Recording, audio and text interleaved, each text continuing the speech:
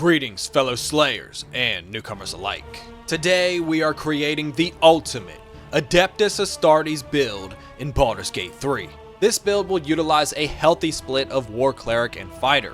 War Cleric will allow the Space Marine to quite literally use the Emperor's Light to purge foes, and if you wanted to have a Psyker Space Marine or a Grey Knight, this is also the perfect class to take. Obviously, if you're going for a Chaos Marine, we would do something a little different like Warlock and Oathbreaker, something like my Death Knight build, but not as crazy. I have another build utilizing War Cleric and Paladin, which I will link below if you feel that's more your style for a Space Marine, but I will advise against using Paladin unless you want Oathbreaker, as we will be purging many Xenos and Chaos Spawn for the Emperor, which is like 90% of the game. Make sure to like the video and subscribe to the channel, and for access to written versions of all of my builds, consider visiting the Patreon where these lovely folk have gathered round. Thank you all for your support. You all are absolute legends, and the Emperor protects. Welcome to Purge Evil. Thank you for stopping by. Let's get into it. Level 1. Quick note, make sure to grab the Potion of Everlasting Vigor in Act 2 before purging Moonrise Towers. This will give you a +2 to Strength permanently. To begin, Space Marine is a glorious human, with the soldier background for athletics, intimidation, and better dialogue. Starting class will be none other than War Domain Cleric, with our deity of course being the Emperor of Mankind. I recommend Tyr or Lathander. War Domain immediately gives us extra attack at the start of the game with War Priest. Each extra attack uses a bonus action and a War Priest charge, of which we start with 3. These charges replenish on long rest. Every other level into Cleric we will gain a couple domain spells that are always prepared. One thing to note is that many of the Cleric spells require concentration, so be on the lookout for anything that boosts Constitution saving throws throughout the game. At level 1 for domain spells, we unlock Shield of Faith, which grants a +2 bonus to AC and is quite useful early on, and we also gain Divine Favor, which grants a +1d4 radiant damage bonus to weapon attacks. This also requires concentration, and I don't tend to use this one much, although it is useful when enemies are vulnerable to radiant damage, and or you have gear that builds around radiant damage. For cantrips, we take Sacred Flame, Guidance, and Thaumaturgy. Note that Sacred Flame requires a dex save, and this is why many people seem to not be able to hit with it. Just keep this in mind and you might find better success with it. Also consider the Light cantrip, although it's not completely necessary. We have 3 prepared spells here, and they will be command in order for you to get the Everburn Blade on the Nautiloid, Guiding Bolt to smite the enemies of man with the Emperor's Light, and Protection from Evil and Good because we're not falling to the warp today, my friend. Protection from Evil and Good makes it so the listed enemies have disadvantage against you, and you can't be charmed, frightened, or possessed by them. For stats, we set Strength to 16, Dex to 14, Constitution to 14, Intelligence to 8, Wisdom at 14, and Charisma at 9. For skills, I chose Religion, Insight, and Perception. Level 2. At Cleric 2, we gain Channel Divinity, which is another set of abilities that use Channel Divinity charges, and we will only have 2 by the end of the build. But you can gain a 3rd charge from an amulet in Act 3. The first ability is the class-wide Cleric spell Turn Undead, which causes undead to not be able to take any actions and are forced to move away from you on their turns. Second, we gain the War Cleric ability Guided Strike, which simply increases an attack roll by +10 and is a reaction so you don't need to proc it before attacking. For the prepared spell, take Bless as the Emperor seems to favor us. Level 3. Now at level 3 we multi-class into Fighter and take this to 5 in order to get the regular extra attack. Here at Fighter 1 we gain Second Wind, a minor self-heal, and we gain a fighting style which I will recommend Great Weapon Fighting, and this is what you see in the footage, but you could also take Archery for bolt or roleplay or Defense for another point in AC. All are valid options in my opinion. Make sure to visit Withers at this level and respec with Fighter as your first level so that you gain Constitution Proficiency, adding a +2 bonus to concentration saving throws, making spells like Bless easier to hold onto in case you get hit. Level 4. At Fighter 2 we gain Action Surge, which will allow us to break any Demon Prince. Level 5. At Fighter 3 we gain our subclass, which will be Battlemaster. Champion works as well, but Battlemaster is just more fun to play. This grants us maneuvers, which roll superiority dice to determine their bonuses, of which we have 4. For the maneuvers themselves, I like to take precision attack to ensure specific attacks don't miss, disarming attack to render enemies defenseless, and trip attack to gain easy advantage. Level 6. At Fighter 4, we gain our first feat, which will be ability improvement to raise strength by 2. Remember to get the potion from Mirage in Act 2 to cap strength at 20. Level 7. Now at Fighter 5, we finally gain the regular extra attack, allowing us to make 3 attacks in one turn, and 5 attacks if we use Action Surge. Level 8. Moving on to level 8, we dip back over into Cleric, gaining and unlocking level 2 spells as well as more domain spells. We gain Magic Weapon Always Prepared, which requires concentration but raises the attack and damage rolls of your weapon by 1. It doesn't sound like it, but this is actually quite useful when you're talking about D20s. Next, we have Spiritual Weapon Always Prepared, which summons a weapon of your choosing to fight alongside you. This can be extremely helpful, but it has very limited move speed, so make sure you summon it where it needs to be, because if an enemy decides to move away, the summon essentially becomes useless. For the prepared spell, I took a Lesser Restoration. Level 9.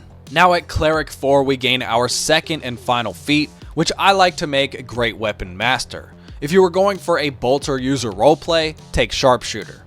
Great Weapon Master comes with a toggleable passive that gives you a plus 10 damage buff on your attacks at the cost of a minus 5 to the attack rolls. You can now also make a bonus action attack after scoring a critical or killing an enemy. This version of the extra attack will not use a War Priest charge. For the cantrip, I took Resistance, and for the prepared spell, I took Sanctuary, as at this point in the game, we're getting into some absolute heresy. Level 10.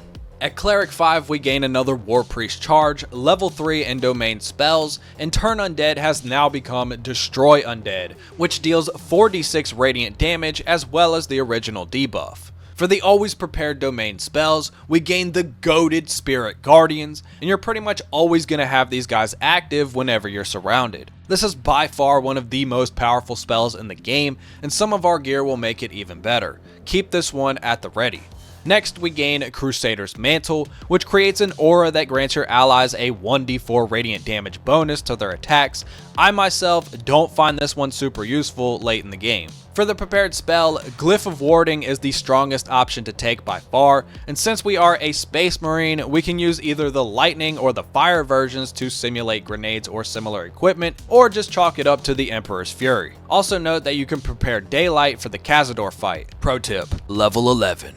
At Cleric 6, we gain our second Channel Divinity charge and War God's Blessing, which allows you to use Guided Strike for an ally's attack. For the prepared spell, I took Remove Curse. Level 12. Now at level 12 Cleric 7, we gain a level 4 spell slot and domain spells. First, we have Freedom of Movement, which is one of the best buffs in the game, basically making it so you can't be restrained by any means, and difficult terrain will not slow you down. Next, we have Stone Skin, which requires concentration, but grants you resistance to physical damage until long rest. Definitely a nice one to have in your back pocket. For the prepared spell, I took a Guardian of Faith, and while these guys might not last long, they deal out a decent chunk of damage and can be a big help in a huge fight. Gear. Locations of all gear can easily be found on my Patreon or the wiki. Note that I don't know how much of this gear is possible to obtain considering the roleplay of the Space Marine, but here is the list nonetheless. I'm obviously talking about Tieflings and Daemon.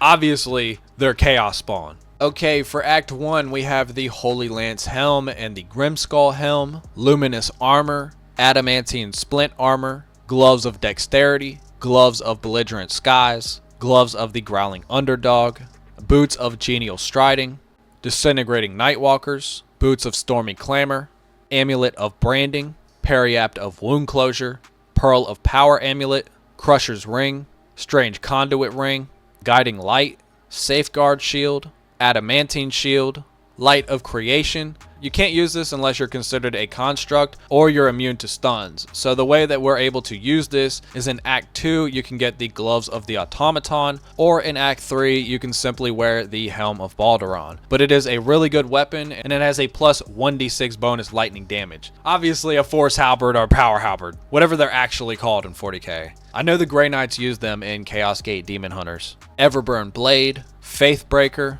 the Skin Burster, Larethian's Wrath, Knife of the Undermountain King, and Hammer Raft, Titan String Bow, Crossbow of Arcane Force, and Gandalf's Aspiration. Now for Act 2, Flawed Helldusk Helmet, Cloak of Protection, Rippling Force Mail, Dwarven Splint Mail, Luminous Gloves, Gauntlets of Surging Accuracy, Janil's Gloves, Gloves of the Automaton, Spellcrux Amulet, Callous Glow Ring, Corsation Ring, Ring of Free Action, Shield of Devotion, Sentinel Shield, Moonlight Glaive, Drake Throat Glaive, Harmonium Halberd, and the Near Misser, or Never Misser.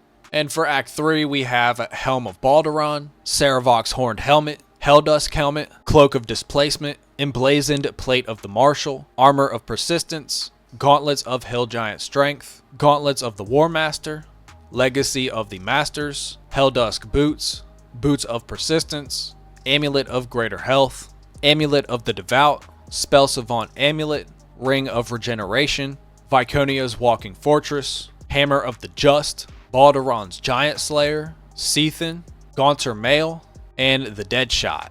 Now for the endgame gear you see me wearing in the video. Helm of Baldur, Cloak of Displacement, Dwarven Splint Mail, Luminous Gloves, Disintegrating Nightwalkers, Periaptive Wound Closure, Ring of Regeneration, Strange Conduit Ring, Hammer of the Just, and Gaunter Mail. If you made it to this point in the video, you are now obligated to like the video and subscribe to the channel. If you thought this build was trash, you are now obligated to dislike the video and come up with something better in the comments. Both of you are now obligated to ring the bell so as to not miss out on future content. Come help build our community on Discord, linked below, and if you'd like to further support the cause and become a fellow slayer of Purge Evil, the Patreon is linked down below where you can support for as little as $1 a month and gain access to exclusive content including all of my builds in written format, plus way more that will never become videos. This includes other games as well. Fresh provisions in the pantry, and a new shiny sword for any slayer to be. I got a lot more to share with you all in due time, and if you're still here, I just want to say thank you for stopping by, and until next time, Purge Evil. Crown in my palm, but I ain't put it on yet. Crown in my palm, but I ain't put it on yet. Crown in my palm, but I ain't put it on yet. Crown in my palm, but I ain't put it on yet.